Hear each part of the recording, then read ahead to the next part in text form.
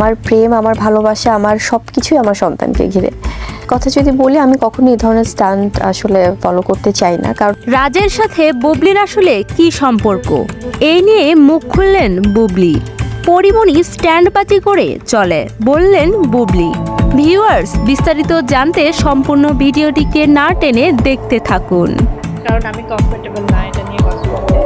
অনেকভাবে বলা হচ্ছে, কিন্তু আমি না কোনো অ্যান্সার খুঁজে পাই না যে আমার এই কলিগটার সাথে আমার কি কখনো কোনো ব্যক্তি সমস্যা আছে কিনা, বা সমস্যা আপনি যাকে মিন করছেন কখনোই কিন্তু কোনো ব্যক্তি সমস্যা নেই। একটা কোনো সিম্পল কোনো একটা বিষয় নিয়ে যদি এভাবে মানে এটাকে ফলো করে কোনো কিছুই করা হয়, আমার কাছে তখন মাঝে মাঝে আমি হাসি যে কেন, মানে এটা এই সম্প্রতি মিডিয়া পাড়ায় রাজ এবং বুবলিকে নিয়ে চলছে নানান গুঞ্জন। সম্প্রতি একটি অনুষ্ঠানে এসে বুবলি এ ব্যাপারে কথা বলেন। বুবলিকে জিজ্ঞেস করা হয় যে রাজের সাথে আপনার সত্যি কোনো সম্পর্ক আছে কিনা।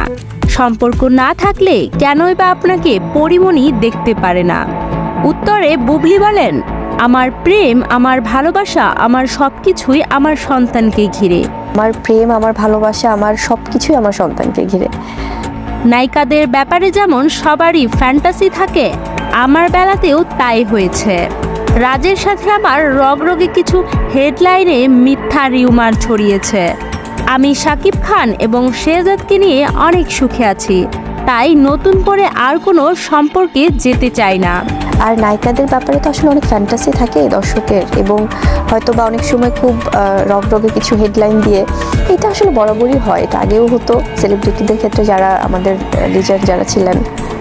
অনুষ্ঠানের এক পর্যায়ে বুবলিকে জিজ্ঞেস করা হয়, পরিমণি যে আপনাকে এবং আপনার বোনকে নিয়ে এরকম মন্তব্য করছে, সে ব্যাপারে আপনার মন্তব্য কি? বুবলি বলেন, আমি কখনোই খুঁজে পাই না পরিমণির সাথে আমার কিসের সমস্যা, তবুও সে আমাকে বাজেভাবে বুলিং করে যাচ্ছে। আমাকে সবসময় পোক করা হচ্ছে।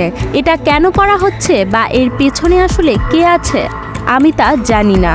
বুবলি বলে, আমি অভিনয় শিল্পী, আমি অভিনয়টাই করতে চাই, কোনো স্ট্যান্ডবাজি না।